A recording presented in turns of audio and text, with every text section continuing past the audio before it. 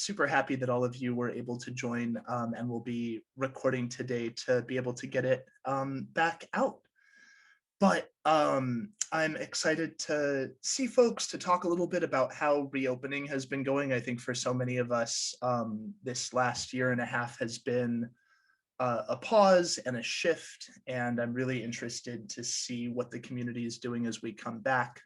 And also to hear from our two keynote speakers from the Good Listening Project, which is based in Washington, DC, but operates all over the US and pairs typewriter poets with hospitals. And so really interested to hear more about their work and think about the kinds of partnerships and community work that all of us are doing as we move forward. So we'd love to start this out hearing a little bit from everybody. If you want to go ahead and let us know what we should call you and where you are zooming in from.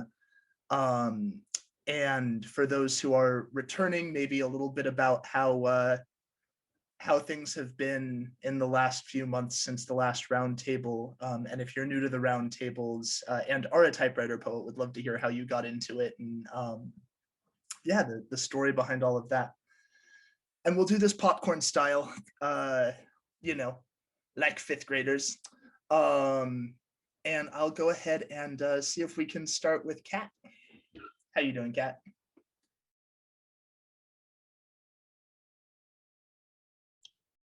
Okay, can you hear me now? Awesome.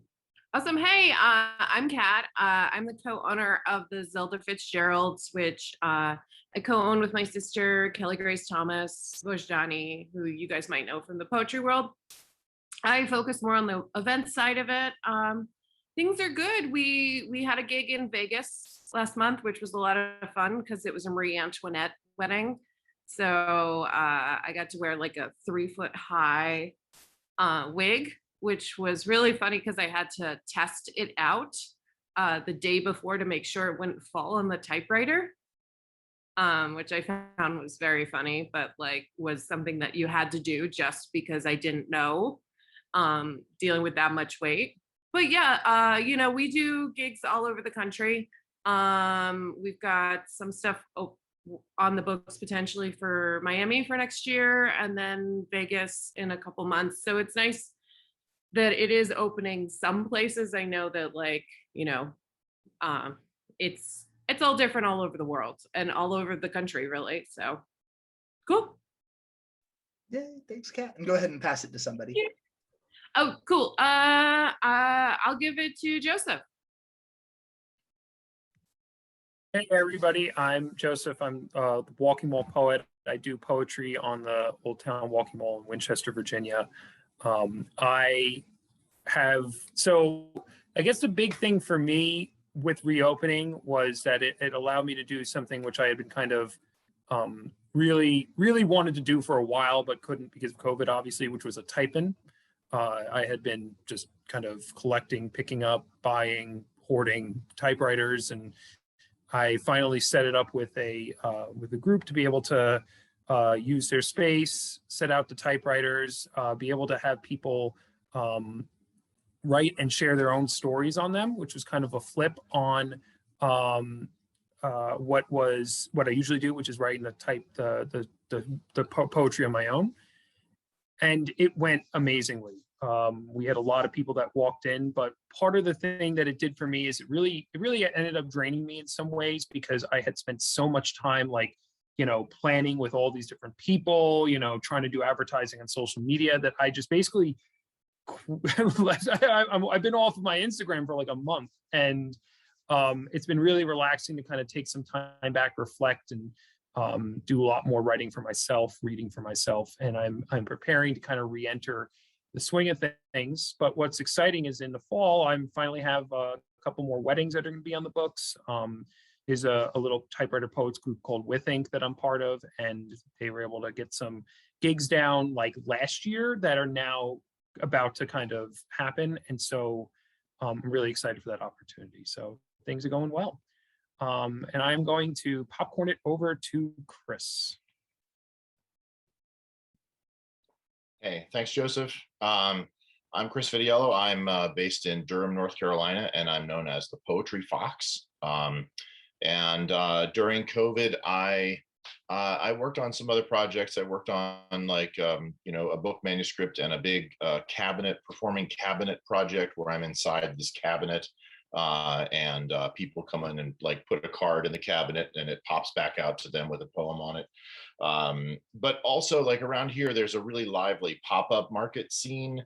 And so throughout quarantine, since those are outdoors and can sort of be done pretty socially distanced, I was doing a lot of pop-up markets, and those are good. It's a different kind of model, sitting there and selling a poem on the spot instead of writing a poem for sort of all comers. So it was an interesting switch for me, but has also prompted different kinds of things. I'm like becoming a sort of branding partner to other companies. There's a local tea company that I'm working with to like name all of their teas, and a couple bars where I'm naming all of their cocktails for them. And so other applications for being a poet, and trying to wring a few dollars out of all of it at the same time. So it's been pretty interesting to get to expand. I guess everybody's kind of found their opportunities throughout COVID, but events are starting to resume here. Fits and starts. I had 2 events yesterday, a big festival and a private party. And, hopefully we'll all be working so much that we'll all look as exhausted as I do today. So let me kick it over to somebody. How about Stephanie Watson? I have to see you have a great hat. So let's give you next up.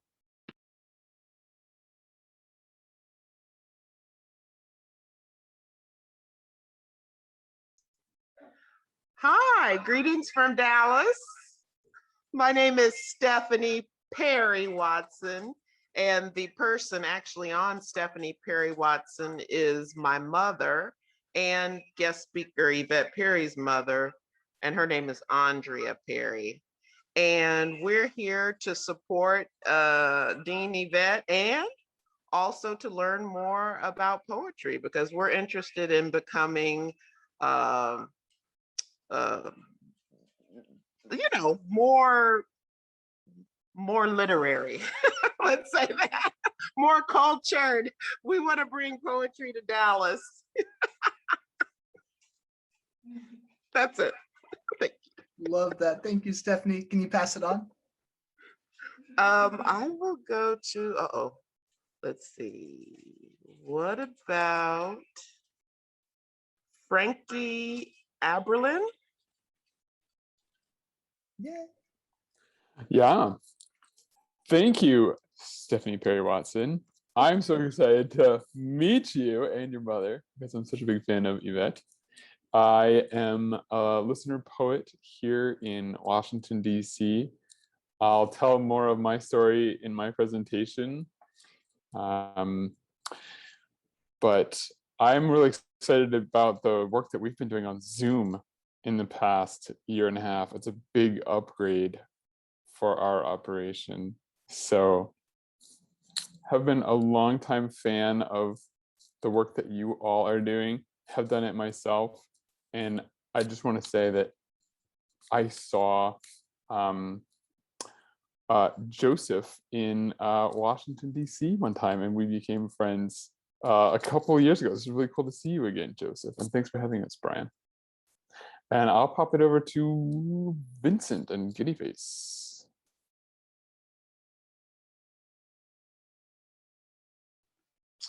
Hey there, I'm Vincent. I live in Phoenixville, and this is Giddyface. Hello, I'm originally from Phoenix, but I just moved to New Jersey, and Vincent's staying with me for the weekend. So we had started, when we were all working in Phoenix, a group of us, we had this awesome poetry circle that really was a great community, sharing, reading, writing, coming up with crazy prompts, tearing each other's poems apart and finding the gems in it. And then out of that really had my juices flowing so much so when I started typing out in Newport, Rhode Island, I was working on ships and was just like craving that community again. So I just dragged a typewriter onto a pier and started typing and like trying to engage people. I thought I invented it, apparently not. It was so cool to see like discover other people doing that. I think the first person I really encountered doing was Benjamin Ailshire. And so it was cool to be able then to have Isaac also start that up. Recently I've been in Phoenixville again, my hometown. I keep coming back to it. It's a steel town north of Philadelphia. And I've dipped into Philadelphia where I've seen the Dream Poet, Marshall Kavanaugh do his thing there. But I feel like even though I'd love to travel and do it, there's something about my hometown that I really want to keep bringing the arts there. And I find the way people respond to it and how people just desire, it just reminds them that there's like, they can find ways to be present with the things important to them. So this last week, especially, like, seeing all these magical things start to happen, start collaborating with theater performers, finding people who want to start hosting workshops, and tell the story of a town that's like changing super fast and trying to also be in touch with the natural side of it and the artistic. So that's been what I'm up to. It's good to feel after a period that could be seen as a dry spell, get out there and start to feel the magic again right away, like right at your fingertips, and everything responding. You realize that all the things you've been waiting in, like those periods of darkness, how much has been growing during that time. That's what's up with me. And who's this small blonde-haired human on this? This is the next generation of poets. This is my son Ronan. Ronan has been incredible. He's got such a good eye, and he's been pointing out all these awesome bugs and flowers to us. And I feel like honestly, yesterday when I was writing, it was like all bugs and flowers because of how Ronan was pointing everything out, right? Everything you've been finding. We've been pulling a lot of weeds out of my backyard and just finding all these amazing little plants and mushrooms and bugs. And yeah. That's awesome. Go ahead and pass it on, Vincent. Let's see. Who hasn't gone yet? I came in a little late. Kat, have you gone? All right, it's all you. I have. So who has not gone? Oh no, I miss you. I so wanted to find out what your Zelda Fitzgerald's thing was about. What about Lisa? Have you gone? I have not gone. All right, you're gone. I'm Lisa Wallace. I happen to be the aunt of Brian, the facilitator. I'm also a nurse that works in a 5-hospital system here in San Diego. Not a poet, but Brian and I had talked about incorporating maybe typewriter poetry in the hospital, and he mentioned this, and here I am. So I'm excited to learn. Thank you. And I'll pass it on to Anand Sandasara.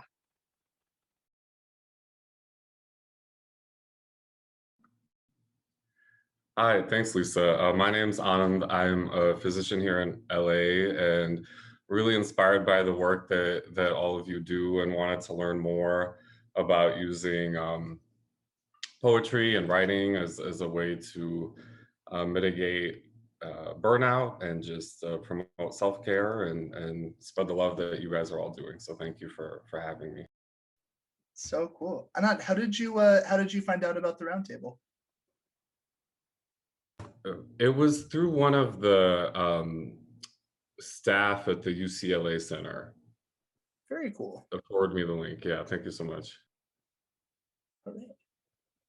And I'll go ahead and call folks since we're reaching the end. Jonathan, what's up? How are you doing? Hey, I'm doing all right. I live in Oregon. I'm a high school English teacher and a writer and a poet. I use a typewriter every day and stories, and I don't know exactly what I'm doing here, but I feel like it's a part of a puzzle that I'm trying to build or help other people build. So all the things you're into, I appreciate and respect. So I'd love to be here and be around it. So Nice to see you. Are y'all back in person in school in Oregon, or are you remote? We ended the year in person, so I think in the fall we're going to be all back. So Awesome. Amy, how about you? Good to see you. Do you have a bear behind you? What is this? You've like the fluffiest things. This is actually just a blanket. This one's a dog. Hi, I'm outside of Detroit. I'm in Ypsilanti, Michigan, or Ann Arbor, whichever one you might know, if any. I just had my first live event since pandemic yesterday, and it was amazing. I was super scared. I way over prepared. I was all busy with supplies and which machines should I bring, and it was beautiful. It just went great. It was very, very good.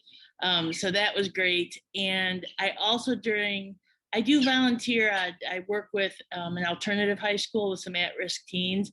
And for the heck of it, I brought in my typewriter because I thought their exercise I have them do, I'll type it up for them and make a little thing. They took to the typewriter like crazy. Kids that couldn't do the exercise, just couldn't focus or were too mad or traumatized or, whatever, just boom, boom, boom, and the stuff that flew out. It was very profound, and I will definitely be continuing. That's now part of my work with them, is using the typewriters. It's very amazing. So yeah, glad to be here. Oh, it's so beautiful. Yeah, it was good. Doreen, hello. Have we met Doreen? Hey there, I'm Doreen Simpson, and I heard about this event through Sammy Evans, who was one of my students at a program, an alternative high school I helped start years ago called the High School at Moore Park College. It's a middle college, and it's still exists in a different iteration. But Sammy was on the high school campus that I currently teach at as a student teacher of one of my colleagues during COVID. During this whole COVID pandemic. And when we reconnected, I was telling her that I was collecting typewriters, and she was like, wait a minute, what? And I was like, well, I've always had them. And now I'm trying to figure out how I can kind of resurrect the love of poetry in English classrooms that so often gets pushed to the end or pushed to the side. And there are so many other things that get in the way in an English classroom. And I just thought, what if I just bring in a crap load of typewriters that I have and scatter them around campus when we reopen, or have at least one as a public typewriter in my classroom that kids could come in and play with. And we were back on campus for just a quarter, and it was all voluntary. And so some of the kids who chose to come in and hang out in my classroom, they could not figure out how to work the typewriter at all. And most of them are so used to a laptop, and their touch is so light that I actually had to explain to them the pressure that was required. And so even though it was just a moment or two, I learned so much from that one encounter. And then a colleague of mine who's an art teacher, she and I are talking about doing some kind of spontaneous sketches and spontaneous writing, and seeing if we can bring kids together in that way. And so we're just throwing out a bunch of ideas, and we've ordered some like papers and chalkboards and carbon rolls, and just seeing if we can figure out how to do something and just let it be organic. And hope to God that nobody makes us make it a club and make it official. Like we just want it to be a free event that happens where we get together maybe once a week or something like that, and just like no standards and no requirements and no BS. So I'm here to learn, because I haven't gone out on the pier or anywhere and like started typing in front of anybody yet. So I'm going to see what we can do as a team, Carolina and myself, and see what we can do with kids. So that's who I am, and thanks for having me. Thanks, Doreen. Oh, so such an exciting group of educators and healthcare folks and poets. What school district are you in? I'm at Oxnard Union High School District, one of the, and I'm at Pacifica High School, which is a school of 3,300 students. It's one of the biggest ones between San Francisco and LA. So maybe sometime you can come visit. Yes, please. I'm not too far. I'll hook you. Thanks for coming. And Sammy's a dear friend who I met actually in a parking lot writing her a poem, and we've been friends for the last decade. And she has an amazing project called The Feminist Toilet. Yes. That I've been working on with her, and we've been putting poems in bathrooms. Yeah, she is a great star. Let's pass it over to Stephanie. Thank you for coming. Can you tell us the story of your hat, please? I have to know.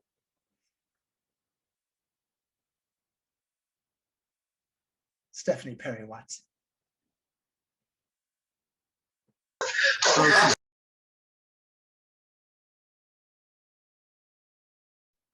With the assist. Now you're good. Hi. Well, I am Yvette. What's wrong with us, Stephanie? Oh, okay. Okay.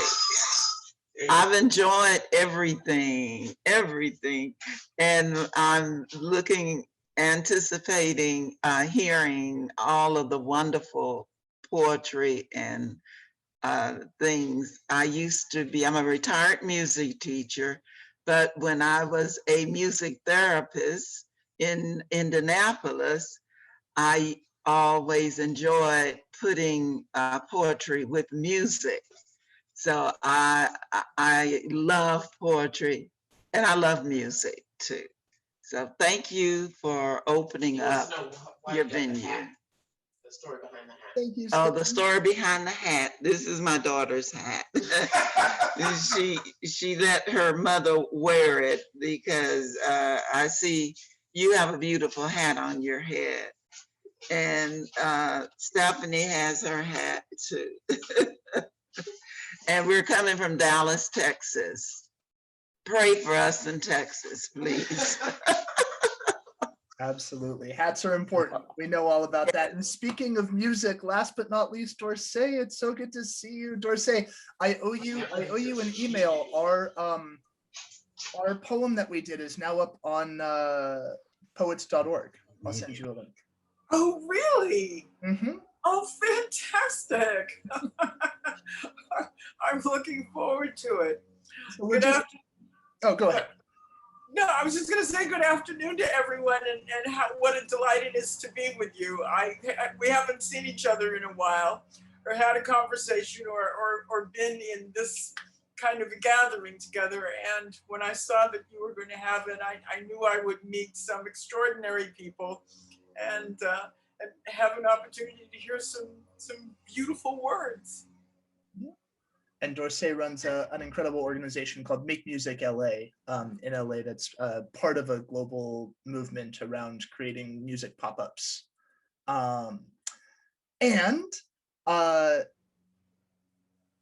Frankie just pointed out to me, because you did a brief introduction, so I'll ask Yvette to make a brief introduction, and then I'll pass the floor over to the two of you. But thank you all for coming, for introducing yourselves, so we know who's in the room and who we're speaking to. And I'm so excited to hand things over to our keynotes for the next little bit. Hear from them. The sort of order of the day is they're gonna do whatever they like. And we're gonna learn lots and lots. And then we will, oh, that's interesting. I'm gonna upgrade my meeting. I thought I had Zoom Pro. I did have Zoom Pro. How interesting. At the end, we're gonna go into breakout rooms, so we'll have a chance to talk a little bit more personally than the giant group allows for. But I'll hand things over to Yvette. Well, again, you'll hear more from Mia in a moment, but my name is Yvette Perry. I'm coming out of the Toledo, Ohio. So yes, I do know the Ann Arbor area and used to make it up there quite a bit.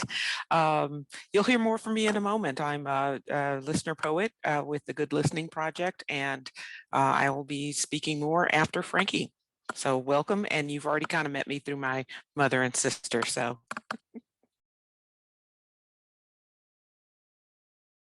Awesome. Okay. Well, first I just want to say that regarding Yvette's mom, I saw a hot photograph of you kissing Duke Ellington. Wasn't that a thing? it's my grandmother. Yes, yes, that's Oh, my okay. mother's mother. That's her mother. Like the Yes. timeline doesn't quite line up, but it was amazing. So, music family. Well, Brian, thank you again for having us. So our plan is that I'll give a short presentation and then Yvette will give a short presentation. So we'll do a sort of sequence. I'll talk a bit about my background as a typewriter poet and then our organization. And then Yvette will talk some about our process, how we do things at the Good Listening Project. Hi, everybody. Welcome. Thank you for being flexible. I feel like this is the kind of thing where a year ago we would have been miffed, and now we're just like, oh, this is how Zoom works. It's fine. That is so true. We just work with it all now. It's like, okay. Oh, what? I was on mute. Okay, I'll turn it on. The course that I teach at University of Maryland is called, it's part of a Masters of Technology Entrepreneurship. And I had this meeting with my students on Zoom, and I was on mute for a moment. I was talking. One of the students said, "You're on mute." And so I turned on my mute. I said, "Oh, I apologize. This is my first time using Zoom." It was like 3 months ago. They were like, "Hey, you're teaching Masters of Technology Entrepreneurship. This is your first time on Zoom?" Like, people, I'm joking. Of course, it's not my first time on Zoom. I look like. Okay. Well, I think we have a little quorum here, and I'm going to, Brian, I'm going to make you a co-host. Thank you, friend. Yes. Okay. I'm going to the more menu here. Make co-host. Beautiful. And Yvette, I'm also going to make you one. And there you are. Great. Beautiful. And now I'm going to ignore all of the administrative details and just talk the talks. I am going to hide my self-view so I don't distract myself with my own gorgeous face. And now I'm going to go over here and find this presentation again. And I'm going to screen share it. And I am narrating what I'm doing because it seems more interesting that way. There it is. All right. Now you should see 2 annual reports still on the screen. Can I get a thumbs up? Yes. Yes. Thank you, Chris. All right. So here is how I got my start. In 2013, I went to New Orleans and I was out drinking with a friend. We were walking around the French Quarter. I saw somebody, I don't know who, sitting at a little table around midnight in the French Quarter. And they had a sign that said they would write you a poem. It said actually poet for hire. They had a little typewriter and a little table. And I was captivated, and they were wearing a necktie. And I came back to DC and I told my friend Megan, who is here with the red hat, who is a librarian and a writer. And I said, I saw this incredibly cool thing and I want to try it. And she said, I would do that with you. Let's do it next weekend. And so we went to DuPont Circle. If you're familiar with Washington, DC, this is a landmark of DC. It's downtown. There used to be a Books-A-Million there. But there's a big fountain in the middle and a park, and people come and lounge.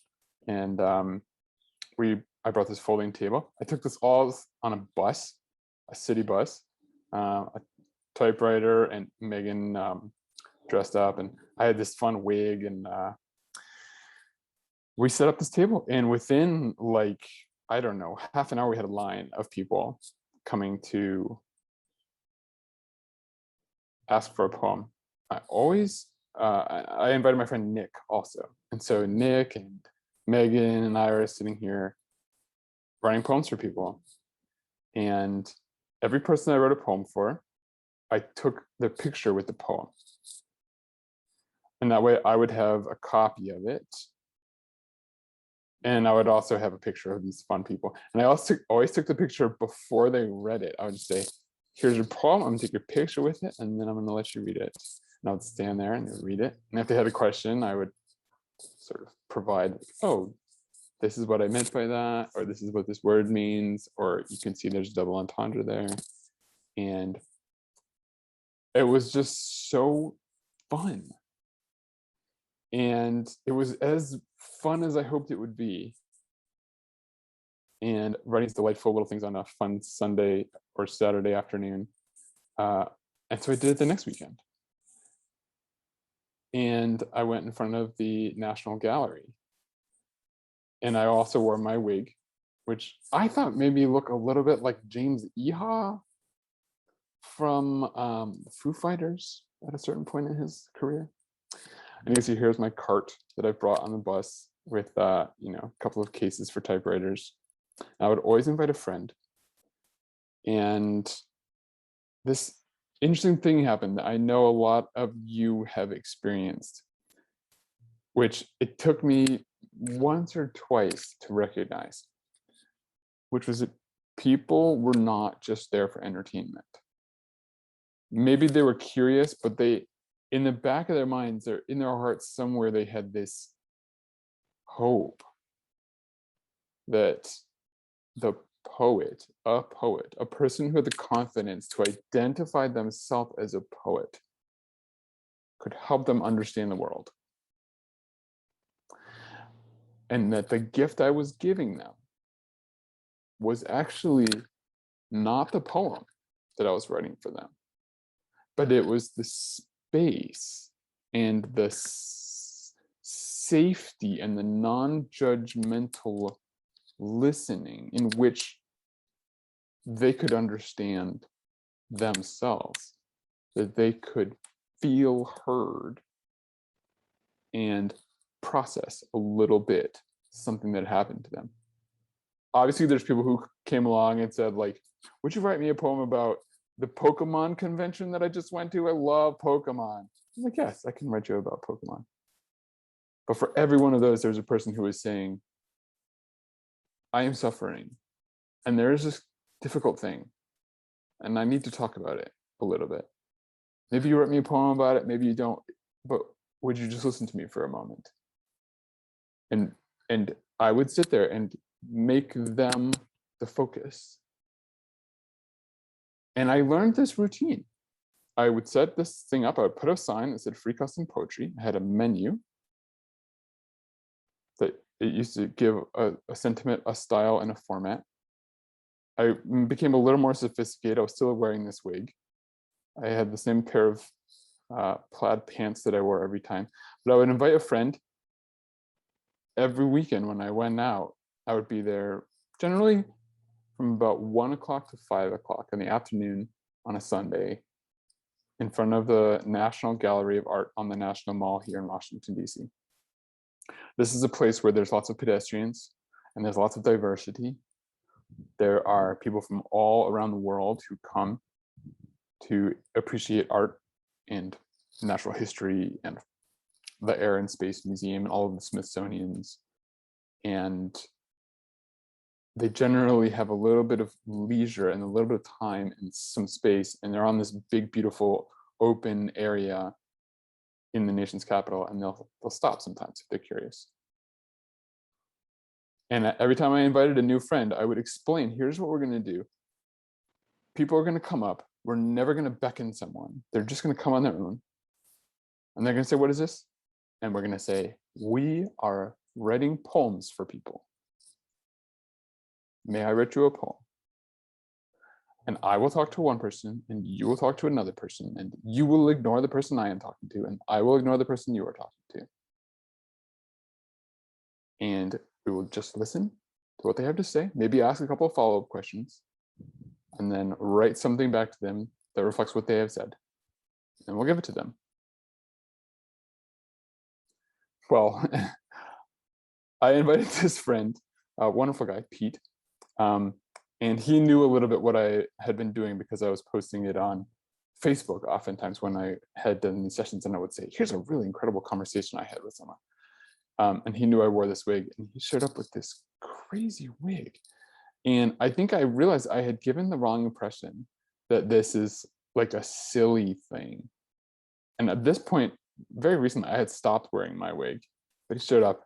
Oh, it's really smart that I've stopped wearing the wig because it's distracting from what I'm actually offering here, from the gift that I'm giving people, which is to make them feel heard.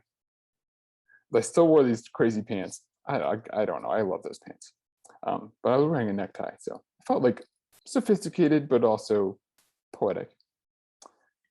And I would have these conversations, and I would write these poems for people. I would take their pictures with it. Around this time, a friend came, and the person who took these photographs, Corey Wilson, actually created a short video of it, which you can see on my old website, which was freecustompoetry.org. It's still up, but it's not really quite active. But you can see there's a short video about my process there. In 2017, I went to Burning Man. And it was my first time going to Burning Man. And if you are familiar, you may know that at Burning Man, there is this tradition of gift giving. They say it's a non-commodified zone. So nothing for sale. You can't buy a bottle of water. There's definitely not taco stands. Everybody brings everything that they're going to need for the week. And everybody brings some sort of a gift. And it may be that a person is giving away water. It may be that a person is giving away necklaces that they've made, or that they are giving away tacos. So for my gift, I brought my little poetry setup and a couple of typewriters. And I had a sign that said free custom poetry, and I wrote poems for people. And that is where I met this person, L. Klassen, because I had an extra typewriter and an empty seat, anticipating that I would meet people who also wanted to do this. Elle came and she said, I would like to do this with you. And I said, great, have a seat. And she came every single day, every afternoon for the rest of the week. We became good friends. And afterwards we stayed in touch. She said, how can we keep doing this together? And I said, well, I'm creating a program at the hospital where I work. I worked at Johns Hopkins Sibley Memorial Hospital. And I said, I'm bringing this to the hospital where I work because it helps people. And when folks are in hospitals, they need help. And they're at their most vulnerable.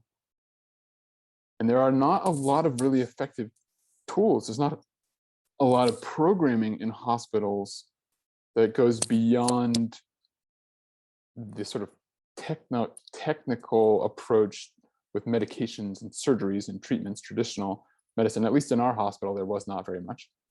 But this nurse, actually a DNP, Doctor of Nurse Practitioning, Doctor of Nursing Practice, DNP, Harpreet saw what I was doing, and she saw that I had been talking with doctors and nurses and social workers in the hospital, and they were having these experiences with the poems I was writing for them. And she said, I can help you create a program. I think that we could maybe get some funding and establish this in the hospital. And Elle, who I had met at Burning Man, came and was my intern for the summer. Now, my job at the hospital, I was a designer. I was an experienced designer. And my work was to design a better experience for patients and staff in the hospital. So this is sort of loosely fit. I couldn't make this my job. At that point, I really loved my other work as an experienced designer, but I asked Elle, would you be my intern? Because I run the design internship program. You be my intern, but your focus for the whole summer will be to help establish this program, to create a listener poets program in this hospital. And she spent the whole summer talking with people like this oncologist, in the infusion center in the hospital. Anybody who came up, she would listen to them and then write a poem for them and give it to them. And she helped me to have confidence that not only could I do this as a listener poet personally, but not only could I bring a friend and help them do it for a day, but I could train someone to operate in this way independently with some supervision in the hospital. And then the next year at Burning Man, having this sensibility of, oh, I've just had an intern for the summer and it really kicked ass and I can do this thing and I really want to make it an independent program. I met my co-founder. Now here we are not at Burning Man, but rather at Memorial Sloan Kettering, which is a big hospital in New York City. She and my co-founder Kay used to live in New York City. And Kay and I really connected because Kay's focus in her work was on the power of listening and making people feel heard and seen. And I said, yeah, that's what I'm doing. The whole poetry thing is like a subterfuge for helping people feel heard and seen, and then thus have more quality of life and be more resilient because they're able to process what's happening.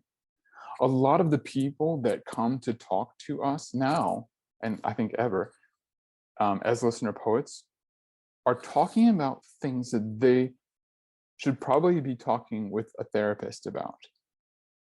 But they don't talk to a therapist for a couple of reasons. I think one is just access. We're more accessible because we're sitting there and they walk past and we have an empty chair. But also because there's a stigma around mental health that is, I probably don't have to tell you, is toxic. People don't talk to a therapist because they're afraid that people will think they're crazy. And thus, they become crazy because they're not getting the help that they could really benefit from. But they will talk to a listener poet because a listener poet is not a therapist.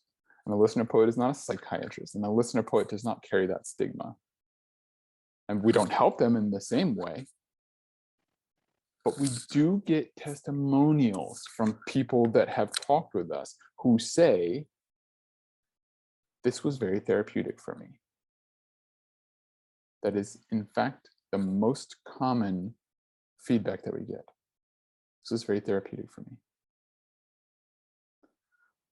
I added this in because on that same weekend when I was at Memorial Sloan Kettering Hospital with my co-founder Kay, I also gave a presentation at IDEO, which if you're familiar with the design world, I hope that you have the same admiration for IDEO as I do. They're just my heroes. They're these stars of experience design.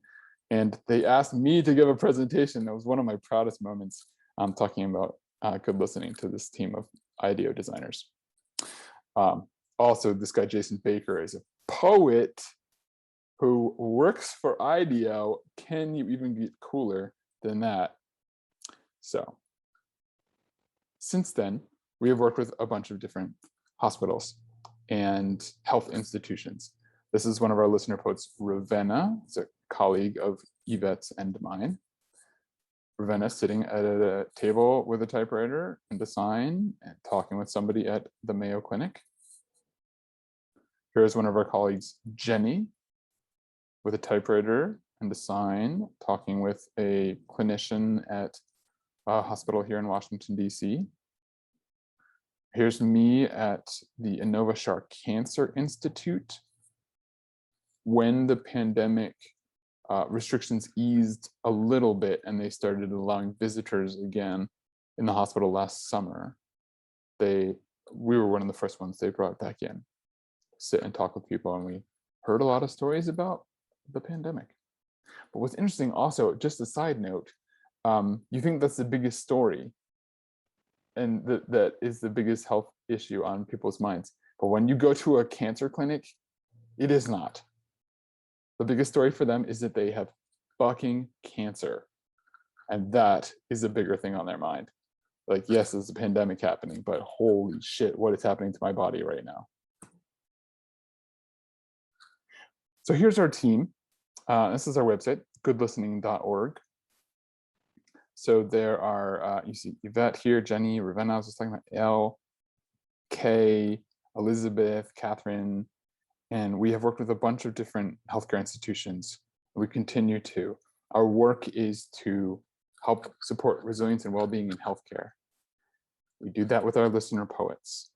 If you were to go to our website right now, goodlistening.org, you'll see that we have a new program to train people to become listener poets. It's an 8-week training program where we are multiplying our impact by expanding just beyond the 6 listener poets that we have on our team right now to train people to do this work in their communities, for their communities, and then provide support for them. Because being a listener poet, doing this work, not just for entertainment, but to help people, has a real emotional demand on our emotional energy. And it really matters to be able to work together with the team. So we provide this support for our listener poets and for the people who will become certified listener poets through our program. So that is my presentation. I know that I covered a lot. I'm happy to answer any questions, but I will defer to you whether we should do questions right now or questions after Yvette. Should we take a break for some questions for transition to Yvette? Or what do you think, Brian? I'm curious to ask. So I'll jump in with a question, and maybe we can have a couple questions and then switch over. When you talk about that certification, I'd love to just hear more about how you, because I mean, I think it's something that I'm thinking about a lot is I'm in the process of kind of making a how to typewriter poet guide. And so thinking about the work that you're doing there, I think it would be really interesting to folks. Sure. In addition to hiring out our listener poets, we have trainings and workshops that we offer. So traditionally, these have been 60-minute, 90-minute, maybe a little bit longer workshop for some audience, for a conference, for a group of doctors, something like that. And a few times people have asked us, can you train us to be listener poets? And I have said, no, that is a very complicated thing. When we bring someone new onto our team, we spend a lot of time, even if they're already talented and able. We look for people who are really emotionally intelligent, but we spend a lot of time onboarding them so that they can do this work in a way that is helpful and does no harm. And eventually enough people asked, can you train us to be listener poets? That I said, why don't I just give the people what they want? They're telling us they will pay us for this training. Let's create the training for them. And so what we've come up with is an 8-week intensive training program. It's 32 hours of class time plus a 15-hour practicum, after which you're eligible for grad school college credit through the medical humanities program at a school, at a college in Pennsylvania that we've been partnering with. The Certified Listener Poets program, you can read more about it on our website. The tuition is $3,000. There is also an option to pay $4,500 if you'd like to support someone else attending, or to pay $1,500 if the scholarship rate is appropriate for you. And our first class is launching this September. Very cool. Any other questions that folks want to jump in now and that have been sparked by what Frankie has said before we move over to Yvette? And welcome Vivian, welcome Gilbert. I know we've got some new folks just joining us. Go ahead, Kat. I had a question about your opener, since you are about listening, because I always find openers are so interesting in the world of typewriting poetry. What do you guys use as your opener? Yeah, we use the same one every time. It is, what should this poem be about? What should the poem be about? Say, oh, we're writing poems to people. May I write you a poem? Okay, great. What should the poem be about? A lot of people who stop have seen us maybe from a distance, have pondered, have walked past a couple times and are finally saying like, you know what, this might be something I want to do. So they may have thought already what they want the poem to be about. Occasionally somebody says, I don't know. And so our follow-up is, well, it could be about something that's been on your mind, something you care about, something that's happened recently. And almost always the person has something immediately. I wanted to ask, and it might be more appropriate when Yvette goes, but what are the more challenging situations for a listener poet? The ones that that make it difficult either to write the poem or difficult after the fact of writing the poem. And I can only imagine with the healthcare world what those answers might be. This comes from the perspective of someone who's most often, I'll get challenging, therapeutic topics every so often, but a lot of times the struggle is more creativity. Like someone just came up and told me to write a poem about their dog for the 5th time today, and they haven't told me a thing about their dog that makes it unique, and I have to develop that. But so I know that it's very different in your world, and I want to hear more where that challenge lies, whether it's creativity or for after the fact. Yeah, sure. Well, part of the answer to that is we've created a book called The Listener Poet's Handbook for Working, which is an internal guide, but we'll also be using it as the textbook for our Certified Listener Poet program. It includes there's actually a whole chapter called Sticky Situations. So, and some of those are just like awkward human interactions that you have to navigate.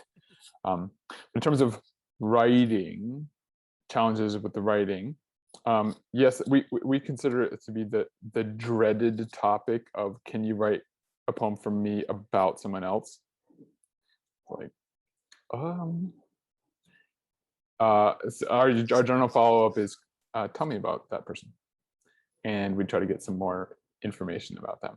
So, can you write a poem about my dog? I love my dog. Tell me about your dog. There are rare but occasional situations where a person is crying. A person shows up crying.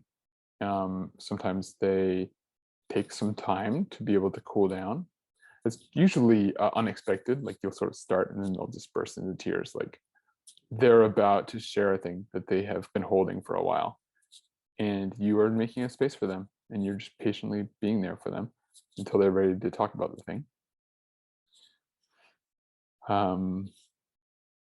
Yeah, maybe Yvette can talk about more, but those are the main ones that come to my mind. I would definitely say that the tears are challenging. Yeah, and one of the things in the opening, I stopped asking people, how are you? Because, people assume that they have to say fine. And one time I started out that way and someone said, well, pretty good, except for the cancer, kind of what Frankie was saying. So I avoid that, but the tears are challenging. It's challenging when people answer with one-word answers. And I have to probe extra hard. That's a challenge because I want to say to them, this was voluntary on your part, wasn't it? No one's forcing you to do this. Why are you so disengaged? But for the most part, most people are incredibly engaged. So, but yeah, the sticky situation thing, and online, it's a little bit different than in person. So I don't have to worry about someone following me home or whatever, although I have had some boundary crossers who wanted to keep emailing me and wanting to be my friend kind of thing. And so that we have a protocol for handling that kind of thing. Thank you for your answer. Any last questions? And then Yvette, I think the floor, I think Anand has something. Go ahead. Yeah, thanks for that great presentation. I was just curious, it sounds like you've done a lot of work at different hospitals with different health professionals. What surprised you in working with them? And then I think the flip side of that is, what do you think they were surprised by in working with you? Mm. What surprised me and what do I think they were surprised by? One sentiment that we get in feedback about surprise is people saying how much of a difference just 10 minutes with the listener poet made for them, just being heard, being listened to for 10 minutes. They were skeptical coming in and didn't think it would be that much of an impact on their day, that they thought they might as well experiment, they might want to try, but didn't know that it would have that impact on them, on their mood, that it would be so energizing or uplifting or relieving or clarifying for them. What have I been surprised by? We're working with healthcare professionals. Do you know, this is a little bit further back, but when I first started working at the hospital, before I made the connection that I should try being a listener poet at the hospital, not just in front of the National Gallery. When I first started working at the hospital, I was really surprised to see how broadly burnout affects people who work in healthcare. I had no idea how prevalent it was. I had never heard of the physician suicide crisis, which maybe there are people in the audience right now who don't know that it exists. Physicians are something like 3 or 4 times more likely than the ordinary population to kill themselves. And there are things about healthcare that are different from other fields. Burnout is common in all fields, really. I mean, when we really look at it, there are people who work in, sanitation who are burning out, and people who work in teaching for sure who burn out. But there's just not a lot of resources for that are comfortable and that feel safe for people who work in healthcare to help address their burnout. And that's what really motivates us at the Good Listening Project, is that we are providing an effective tool that helps people with resilience and well-being.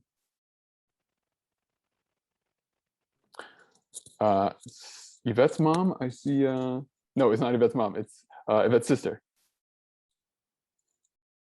Unmute myself. Hi, I have a more fun question, I hope. But I've always wondered if poets, writers, authors have a list of adjectives.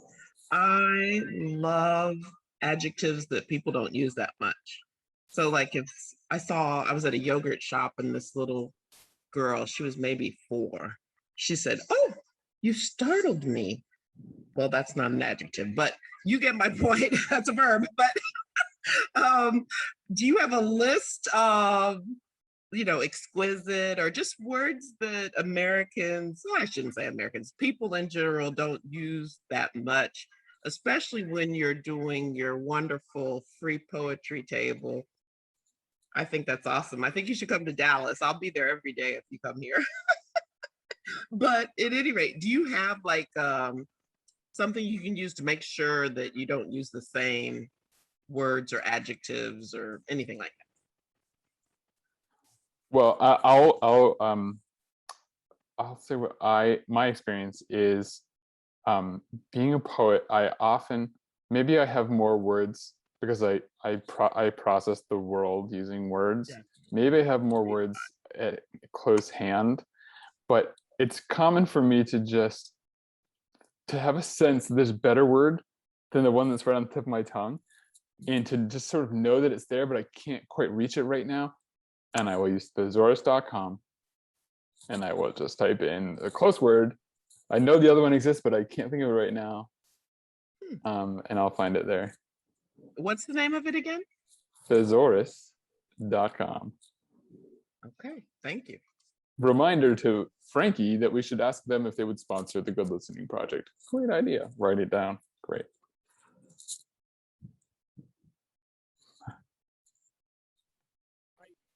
I know there's a question in the chat from a couple of people, but I need to lean in and ask a question because I think this question is really important for the poets on here that are not even in work doing hospitals. But if you had to give like a quick, short answer to this, what are some ways that a poet could do harm? I know you said that it's important that this is set up in a way where poets don't do harm in the hospital system, especially. But what are some things that you may have seen, occupational hazards for us that we should be on the lookout for that we may not be on the lookout for? Yeah. Two quick answers. One is PII, so that's protected patient information, or PII. Essentially, it is identifying a patient in a public place. If you were to say, like, oh, I saw Kanye West in the museum, in the hospital, and I wrote a poem for him today. Hey, everybody, Kanye West has cancer. It was so cool. I took a picture with him. It was really neat. That is violating Kanye West's privacy. And so that could do harm for him. That's a simple one. It's also a legal violation of HIPAA, which is a legal protection in hospitals that we're very careful about. Second one is giving advice. We are not qualified to give advice. We are not therapists. We are also not clinicians. And so people might come to us and say, I am suffering and I have this kind of pain. Our poem is going to say, you are suffering and you have this kind of pain. It is not going to say, why don't you try drinking more water? Or perhaps you should not have Skittles for breakfast. It is only reflecting back what we hear from them.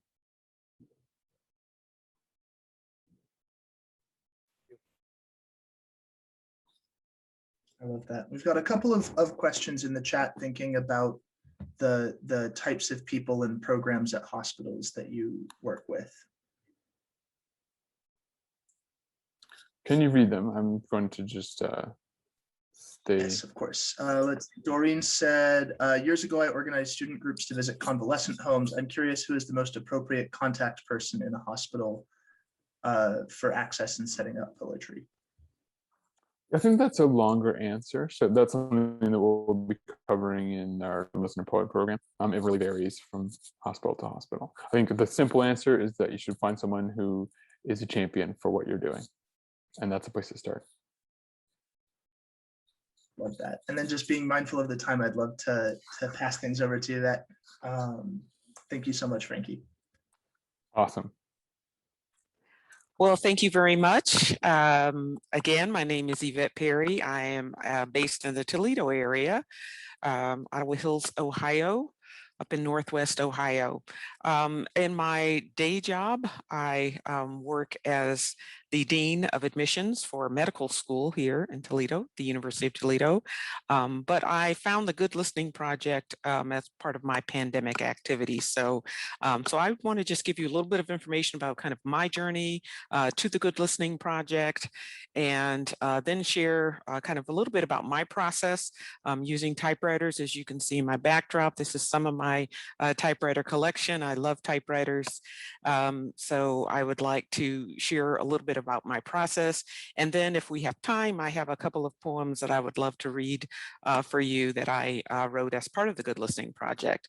Now, I think this will work best depending on how you have your Zoom set up. If you put it speaker view and make me big, because I do want to share my screen in a way, but I also will be dropping in some images and some other things in the chat, because I'm going to share my screen like this. Okay, this is kind of the analog world here. There's a glare, but in a moment the camera will adjust, the AI or whatever, and the camera will adjust. So I'm titling my presentation "Typing for Slow Thinking and Better Writing." And so I just, again, want to share a little bit with you about my process, how I go about writing poems for these folks, how I use my typewriters to do that as part of that process. So that's me, and that's not me. That's me in a fantasy world. As you can see, that's not me. So, I mentioned my typewriters, and I do have a collection of over 30 typewriters, and I say 30-ish because there are some that I don't claim because I'm cleaning them, or they're parts machines, or I just don't want to admit that I have that many, but I have about 30 machines. Most of them are functioning, quite a few of them I've gotten from professional folks who restore typewriters, but quite a few typewriters. Now, you know, I don't think of it as analog versus digital. I am of the generation, I am old enough to have worked on my school newspaper when in high school, when we actually had to use an X-Acto knife and rubber cement and highlighters and all that. I mean, I know that there is an old way of doing things, and I tend to do that. And above me over there, if I'm pointing correctly, that's my master's thesis data on magnetic reel. Okay, I used to have to go to the computer center and have a board disdainful computer science work study student mount my reel-to-reel on the mainframe. So I am of that age, but I don't think of it as versus. I think of it more as both and. Okay, getting the right tool for the job. Those of you who know typewriters and love typewriters know that it is a continuum of technology.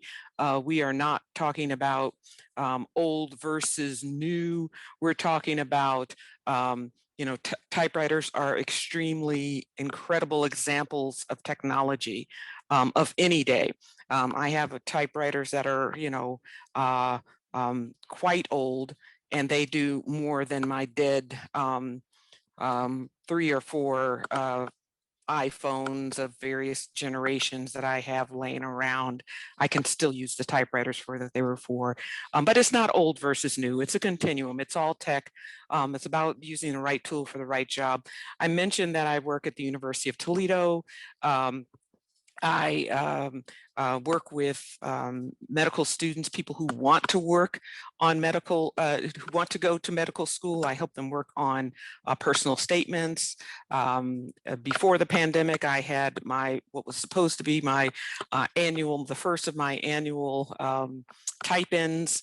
I called it a gratitude type-in as part of the wellness program, trying to get medical students to sit down at a typewriter and craft letters. So I had to kind of teach them about writing letters, and I had stamps because many of them didn't have stamps and had never been to a post office in their life. But just the whole idea of sitting down, slowing down your thinking, and that's what I believe that typewriters are good for, slowing us down, slowing down our thinking.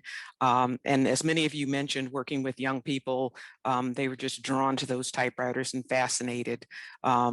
But I find that in my writing process, I've always used typewriters to do some journaling, to do some other things, again, to work with my own students. And the idea is that it really, really helps me personally slow down my thinking. So again, here's my other slide here, and I'll try to get the glare off of it. This is where the Good Listening Project comes in.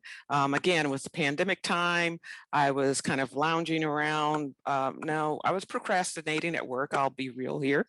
Keep it 100, as they say, or probably no one says anymore. I was looking at the AAMC, is Association of American Medical Colleges, is our professional organization in my area. And there was this thing about the Good Listening Project. I went on the website, I took a look, I clicked around, and I decided to write out all of this little information that Frankie asked for. And then Frankie himself emailed me back and wanted to talk to me, and I can attest to the long process that was involved. It was very, very,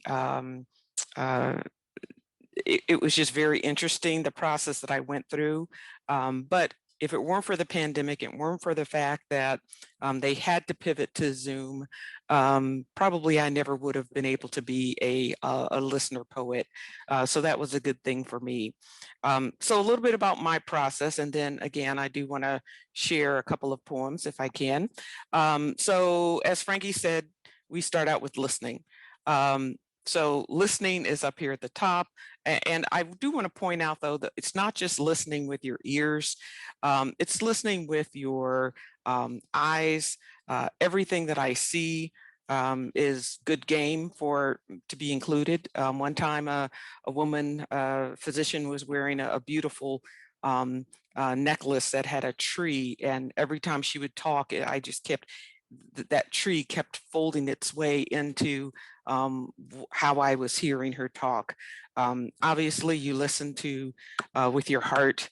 You listen with all of your senses, not just with your ears. But while I'm doing the listener poet session, I am writing down notes, and I have perfected over the years, even before TGLP, of writing notes without breaking eye contact. And so my notes are incredibly messy. Right after we finish talking, I write some more notes. And then that's when kind of this is real ribbon here, typewriter comes in. Is part of the first thing I use the typewriter for is to kind of organize my notes, make them more readable, because otherwise in a couple of days I'll go back and just not be able to read what I said. And then finally, the last stage is shipping out the poem. So again, I'll drop those images. You'll be able to see them if it was impossible for you to see with the glare. But I just wanted to really quickly, I know we're running short of time, but I wanted to really quickly share a couple of poems. And again, I'll drop documents into the chat so you can see them after. Because you're not going to be able to see that very well. The first one, and then I'll tell the story of the poem, a little bit of the story afterwards. This one is called Masala. Back then, my diploma parchment ink still wet. The Samoan Isle of 900 was all mine to serve, and my dream was made. After and ever since, the dream simmered. Oh, to explore cultures not my own, to be more than a tourist or even guest doctor, to get to know many peoples and lands. Cooking just below boil for 40 years, how will this dream, for so long delayed, taste? Like saffron and fennel seed, tamarind, cumin, clove, sweet on the tip of my tongue? Now, parchment, ink long dried, is packed away. The job was well done. The kids were well raised. My dream well earned. My appetite whet. So this physician was nearing, thank you very much. This physician was nearing retirement. And he spoke of this dream that he had had for 40 years, ever since he was just out of residency. His dream of going back overseas. He was based here in the US, going back overseas to work for a long time, not just, a summer or a year. And when I was working on the typewriter, I kept repeating the phrases that he repeated. When you see that when I drop this in the chat, you'll be able to see that he kept saying, this is my dream, but it's not my wife's. I mean, at this point, he had a wife that he had been married to for many years, and she wasn't interested. Okay. And he kept saying she doesn't have an appetite for it. He really wanted to volunteer in India, but his wife didn't have an appetite for it. And through the typing, keep writing out what he was saying. That's when I got it in my mind that it should, the poem should center around this idea of food and spice and this dream that he had. And I was also reading a lot of Langston Hughes at the time, so you can definitely hear the influence of Harlem. What Happens to a Dream Deferred is in there. The play on words about his ink on his diploma was wet. His appetite is wet, WHET. So all of this came through the typing, and that needed time, that needed slowness, that needed me to be able to think a little bit more than maybe I normally would. The last poem I'll read, and then I'll be done, is called Yosef the Builder. Okay, you're not going to be able to see that, but again, I'll drop the image for you. Yosef the Builder. Some houses can be fixed. Those who fix them will arrive in large teams driving shiny vans. They'll examine the ceiling stain and then investigate the roof and then the pipes and then the radiator on the floor above. Process of systematic elimination. They have chests of tools to tighten or seal, saw out and replace anew, curing the house of its ills. He arrives alone after the teams leave the house that refused fixing. He knows sometimes the house's pain lives deep inside the spine and brain. Hard to get at with traditional tools, his chest also includes faith in the unseen, energy to face the unknown, skill building connections. The house lets him in. Some houses can be fixed.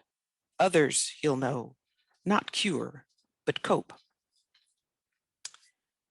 For this physician, he worked in an area where his job was with patients that didn't respond well to other traditional treatments. So his job was much more complicated. He talked about other physicians wanting to fix somebody. He talked about, and that line, my favorite line about, sometimes the house's pain leaves deep inside spine and brain. I mean, that was basically verbatim, except he didn't say houses, verbatim. And that's the other thing, that sometimes when I'm typing out the exact words that people use, I know that there are some that are going to come forward as a line that's going to be part of the poem. So I didn't mention, as part of the shipping the poem to the poemee, as we call them, we asked them, is there anything you want changed? Is there anything that, do you want us to share it or not share it?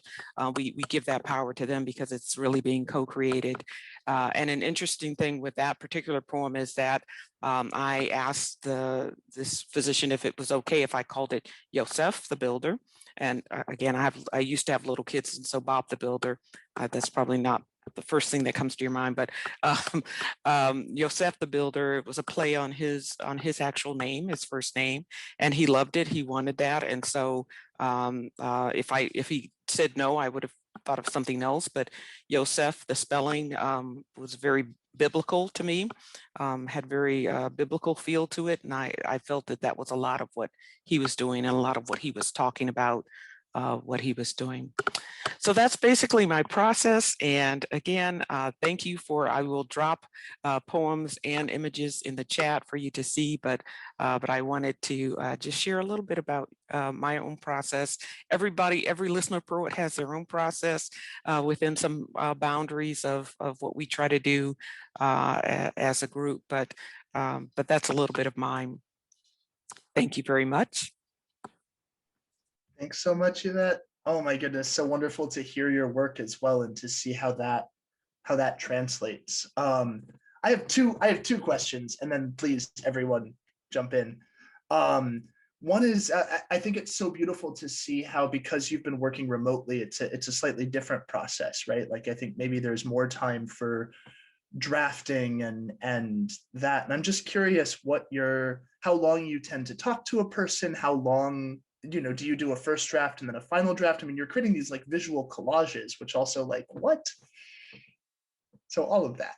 Yeah, well, I just did the collage for today. I thought it would be just a cool thing to talk, as we're talking about kind of slow writing, and I love doing anything creative. So, and also during the pandemic, I bought like 2 art boxes to help support the arts, and I needed to use some of that stuff. So, but yeah, I mean, I think part of my process is really, it would be really challenging for me to do what many of you do. I really have to think about what someone has said and sit with it for a while. That's just my personal process. It's challenging, and making some connections and figuring out a central metaphor and all of these things to transform the poem the way I like. I need time. So generally, we talk about 15 minutes. Sometimes 10 minutes, sometimes, a little bit over, maybe 20 minutes, but around 15 minutes. The note taking right afterwards to supplement what I wrote down while we were talking, that usually is another 20 minutes or so. And then some poems I can knock out in, it just takes one draft. I'll start typing on the typewriter, and even before I even finish, I got to go to my computer to finish, because I already have the poem writes itself. And I know that's a common experience it's wonderful when that happens, when something or someone takes over. But sometimes it takes more than that. And I generally it usually takes about 3 drafts before I get something that looks like it's ready to go.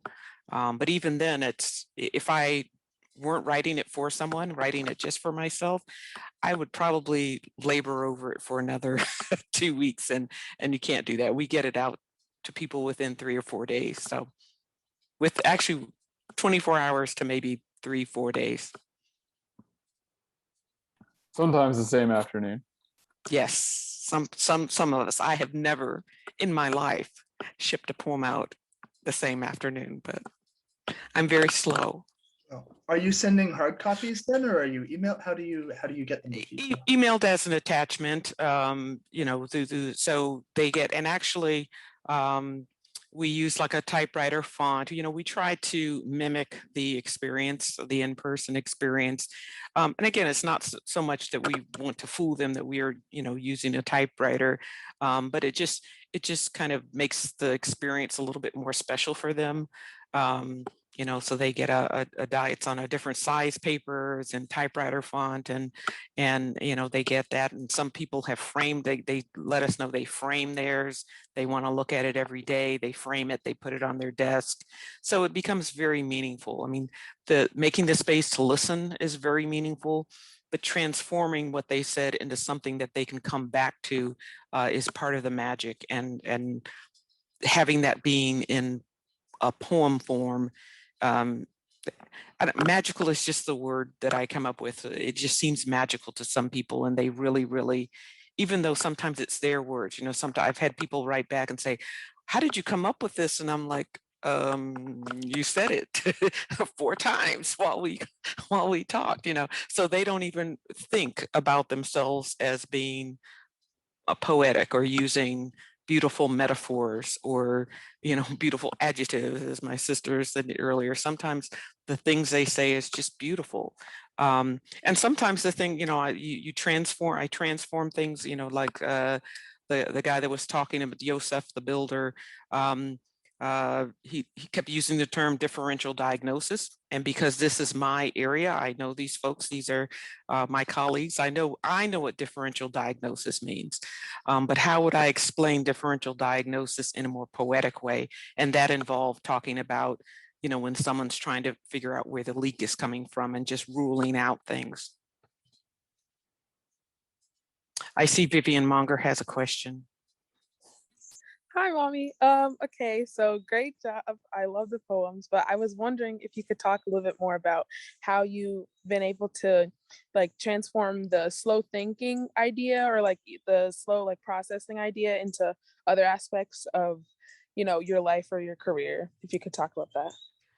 Absolutely. So, I mean, one of the things, and someone mentioned earlier when you were asking Frankie questions about surprises, one thing that surprised me is how I tried to be present for my colleagues in a much different way now. I realized from, and all these folks, medical students, I work with medical students, physicians, nurse practitioners, physician assistants, administrators, medical educators. These are the people that are talking to me and that are sometimes crying with me. And so that makes me realize that there are people I see every daggone day who are going through heavy stuff. Parents dying, parents ill, divorces, just all sorts of stuff. And I work with them every day, and we don't ever get to that level. We're passing in the hall. Hey, how you doing? Oh, busy. Yeah, me too. And we're not connecting. And so one of the things that this work has helped me do is to rethink how I am present with the people I see every day at work. At home too, I hope. We can talk about that later, baby. But definitely the people I work with, it has made me really try to be present in a different way. Sometimes people will drop by my office and I always now say, would you like to come in, sit down for a minute, no matter how busy I am? Because sometimes if they're just showing up, no appointment, I wasn't expecting them, there's a reason for that. And so I've tried to do that more, and particularly with students. And I'm surprised at how often someone will just come in, shut the door, and I have an open door policy. So that's usually a sign, plop down, put their book bag down, put whatever down, and then we have a conversation. And the main thing is it doesn't need to be a long conversation. Sometimes it is 15 minutes, kind of the same. That seems to be kind of maybe the limit that most people can be that in depth without being in a traditional therapeutic environment or something. I don't know, but it may not be a long time, but what they need sometimes is time. And working with the Good Listening Project has changed how I think about that, and changed how I see the people I work with and what they must be carrying around with them. I want to say something about that point that Yvette was just making about people who come and have something on their mind and they close the door. It can be a tough situation because you might think, I don't have time right now. And sometimes we do have to say in our regular lives, I want to be a good listener for you, but I can't right now. And so I won't put myself in this situation because I'm gonna have to jet halfway through, you're getting into your point. But also, when we do have a little time, being a good listener, good listening builds trust quickly. And then people will get to the juicy things sooner. This is the thing that physicians and other clinicians sometimes bring to me is like, hey, I'd like to be a good listener, but dude, I do not have time to be a good listener. I got to get it done. And my response is, let's just acknowledge, coming from some ignorance, because I am not a physician, but that people will share their secrets sooner. And then for a physician or for a clinician, those secrets can involve their symptoms that you need to know about, their past treatment history that may not have succeeded, their home life or environmental factors that might impact the treatment plan that we are creating for them. And so if they believe that we are hearing and listening to them, they will share those things sooner and with higher quality. That can help us. Even in that same period of 15 minutes, maybe you only have 10 minutes with a patient. Anand, I know that you had your hand up. Go for it. Yeah, thank you so much, Yvette. Those poems were wonderful. You commented on how the things that people are sharing with you, especially the ones that you already know that are your colleagues, can be very heavy, that can be very painful. And so I was wondering, as a poet or a writer, as you're taking all this in, is that hard for you? And what kind of are your strategies when you're trying to listen to all of these pretty painful things and putting it into word? Yeah, I think sometimes, is it hard for me?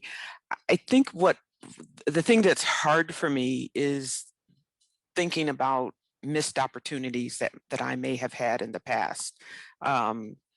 You know, working with students, for example, sometimes years after they leave, you know, they'll come back and visit with me or drop me an email, and it turns out they've been going through all these things and I didn't know about it. And maybe, you know, so the harder thing for me is thinking about opportunities I may have missed in the past because I thought I didn't have time, or because, you know, I was not, I'm pretty much an introvert. And so sometimes, you know, I'm not out there. Maybe that's why people feel that they can talk to me. But I think that part is hard. What's also hard is sometimes this interesting thing happen when you're vulnerable with someone who you see every day, but maybe aren't necessarily close to. And then the other person can feel uncomfortable or ashamed. And so I haven't quite figured out. I'm not going to try to pretend I've had that figured out, but I do try to figure out how I can help them feel less uncomfortable. At the same time, that's kind of their responsibility. Part of putting yourself out there and being vulnerable with someone is being a grown up enough to manage your own discomfort around that. I do keep those things in confidence. So hopefully they, you know, if they haven't told other people too, they're not going to hear it all around. So maybe that's where some of that is going. But I think that's the other part that's hard for me, because I tend to try to put people at ease, or want to put people at ease. And so allowing other people to live a little bit in their discomfort is a tool that I'm a practice, a habit I'm trying to get into, allowing people to be responsible for that, and letting them have an opportunity to grow.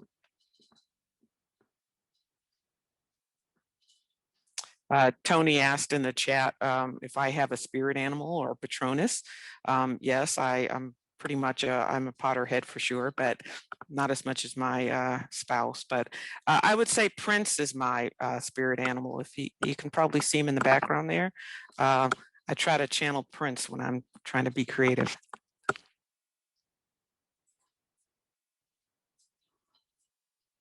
Oh my goodness, I love that so much.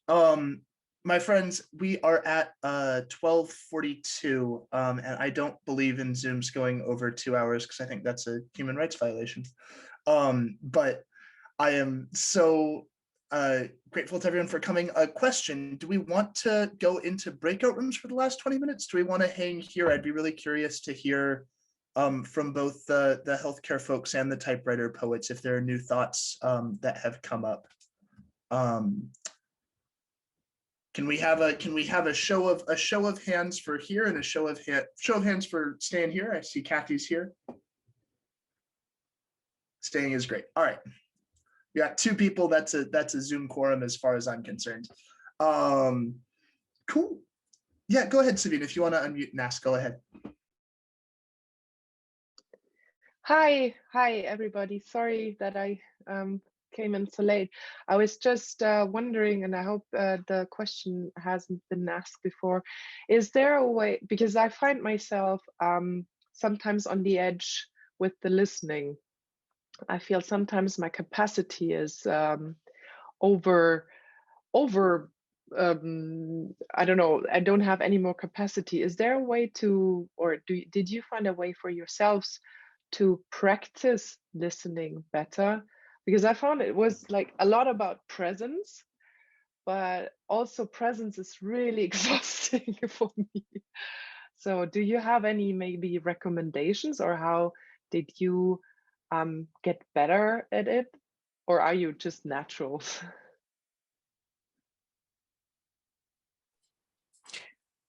Well, this is a big part of Frankie's training, is really the listening part. And part of it is practicing tamping down your natural ability, your natural desire or first instinct to think of what you're going to say while they're talking. So taking a moment, you know, not feeling you have to fill the time, that's helpful. The exhausting part, that's very real. And that's another reason why keeping it short at 10, 15 minutes is really, for me, especially as an introvert, that's probably about all I could take.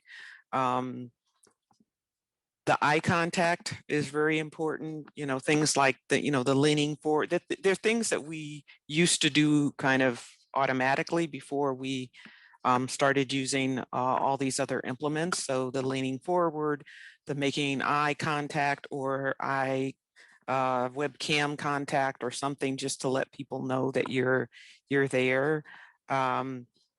But it does take practice. I mean, I do this as part of my job, so I guess in some ways it was a little bit easier for me. But for me, it did take some practice, particularly since what I also had to tamp down was saying, "Ooh, that's good. That's going in the poem. It'll be about," I had to tamp down on that too, and just trust that if the idea is good, it'll be there. It'll stay. The muse won't leave me, at least not for a while. But Frankie probably has some other things that he suggests as well.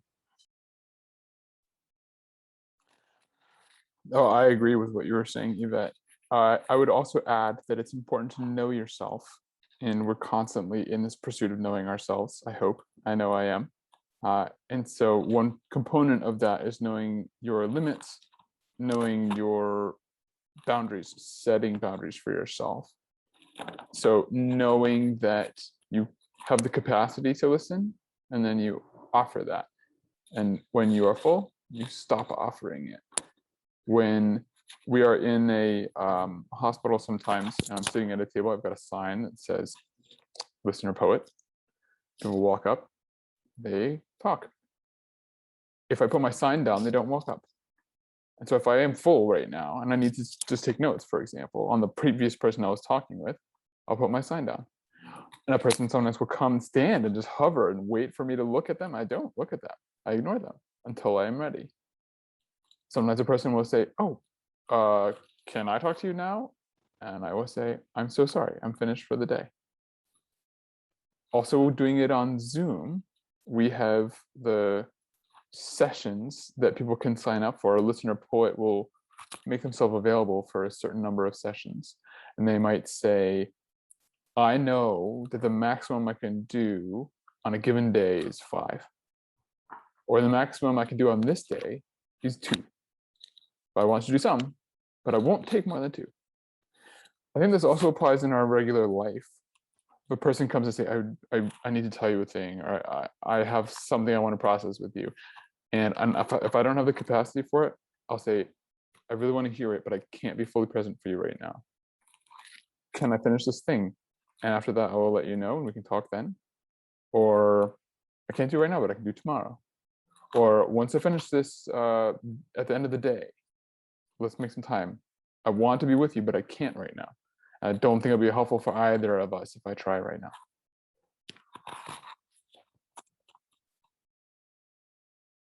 Thanks very much. I'm so intrigued by this idea of setting limits. I feel like, especially coming out of quarantine, my capacity is different than it was before. And getting back out to weddings and events and, the whole malarkey. And it's so interesting to hear about the work in hospitals as different from that. I mean, I think about so much of the work that I do. I have started thinking about myself as like a historian of celebration. Who's there at the celebrations to mark them? And I think the work that you all are doing is coming, just the space has such an influence on it in terms of the stories people bring. Go for it, Chris. I have a question. One of the important lessons that I had to learn as a typewriter poet is, and in particularly from these sort of, I do an event and it would be a really heavy event. There'd be a couple very heavy interactions. Is I would find myself sometimes really rattled afterwards and kind of carrying a lot of that stuff around with me afterwards, and I really had to learn how to release, like getting to the car, heading home. I would, I have a practice where I sit alone and sort of work through some things for about 5 minutes, And then I always eat something sweet, like I have candy in the car. So I eat a nice, butterscotch piece of candy and give myself a thing. And it just gives me a little bit of separation and a little bit of processing. And I'm not continuing to carry this around. I'm wondering what kinds of, you're in obviously a much more intense and intentionally intense situation. I'm wondering what each of you, Frankie and Yvette, have done so that you can walk away, you can walk back to your life and become yourself again without carrying some heaviness that maybe somebody has put into the space between you in your session with them. I want to seize this opportunity to promote a book called Burnout by the Nagoski sisters. Does anybody know this book? Burnout by the Nagoski sisters, Emily and Amelia Nagoski. It is so helpful. It's about this. It's very readable. These people are wonderful writers, but they talk a lot about completing the stress cycle. Completing the stress cycle. I know that's something that we do to help people with our work as listener poets. We help them complete their stress cycle about a thing that they are trying to process. But that also is something that we do for ourselves as individuals when we are on our best behavior. We do things like you're describing, Chris, to essentially you're communicating, and I'm trying to paraphrase here, but this wonderful concept that they outline in the book, you're completing your stress cycle by communicating with your body about this traumatic event, that it is a safe place to be now. And you're speaking body language because that's what bodies speak.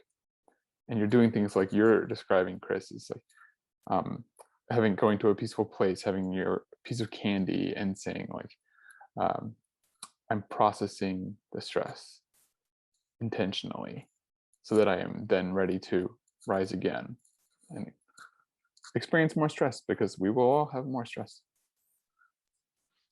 Yeah, that's great. A lot of us have been kind of turned on to the idea of sleep hygiene, things that you do that are in to kind of step down as you're getting ready for sleep. It's the same kind of thing. You're stepping down your body, and hopefully you have a pattern so that as soon as you start these steps, your body starts to relax and feel better. But yeah, that book is amazing. They have I want to say on Brene Brown's podcast, I think that both of them are on. So that's a nice quick listen if you want to just get a gist of it. But the book itself is wonderful. I just wanted to, do you hear me? Sorry. Yes, I just wanted to say something, because I made a practice out of asking people what they do to kind of process and get rid of the emotions of other people. So I asked a lot of people about that, and it was pretty interesting. So for example, I asked a friend who's an actress who would like slip into other people's lives, and she said she tries to visualize putting it off with the costume, which would be good for you, the poetry fox. and another therapist told me that she thinks of wrapping a present of all the stuff that the people gave to her as a present, like all the information, and giving it back to them like visually. And then I have a pianist who does a lot of work with like this kind of work that we do, and she said she's doing Tai Chi, so it's and she's kind of letting the energy off into the earth and getting new chi like from the heavens. So I guess there's a lot of different rituals for different people. I just thought it was really, really interesting.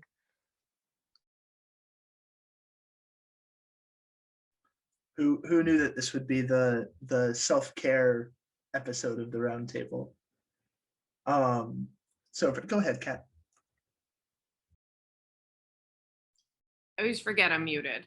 I was just gonna say, along with doing typewritten poetry, I am also a professional tarot card reader, which are really kind of the same processing. You're taking people's energy and like mixing it up and giving it back to them in a different form. Overall, I find that Epsom salt baths are like the end all be all of getting people's energy off. I cannot say enough about them. Just in a lot of different capacities as an artist, it's like in my opinion, it's the best way to reset back to your own consciousness. Ooh, thanks, Kat. I wonder, as we're wrapping up, I'd love to hear if there are any, obviously you talked about the class, Frankie, that's coming up, any things that the Good Listening Project sort of has on the horizon that you're thinking about before we sign off.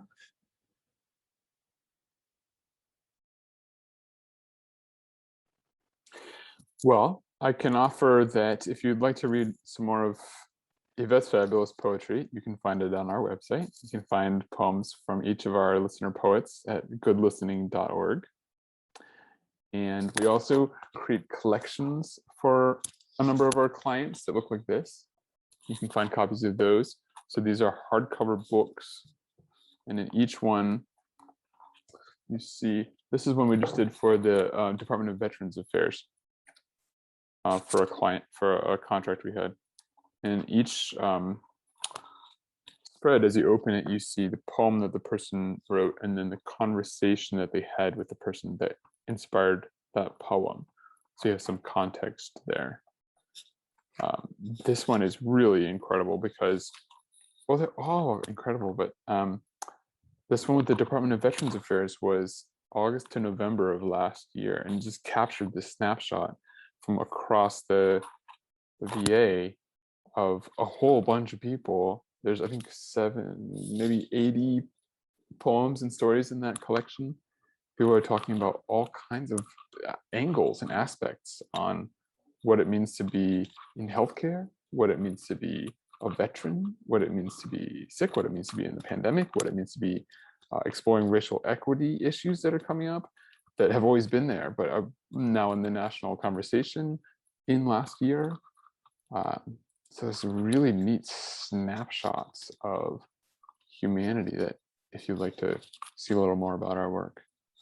And then we have these contracts with hospitals that hire us to bring in our listener poets and also to create listener poet programs for them, like we are doing with this training program, so that a hospital can have a persistent asset there, not just us coming to them, but them having their own program. What am I forgetting? Anything, Yvette, we should mention? There's always things, we might have a podcast. We might, there's always, Frankie always has something in the hopper. So, but you can sign up for the newsletter on the website, and that's a good way to kind of keep in touch and figure out what we're doing next. Beautiful. I love that idea of a persistent asset. Would love to invite everybody before we log off, if you want to just put a word in chat that you are taking from today or that you're feeling from the conversation. Would love to have a quick moment for that. Word or a phrase.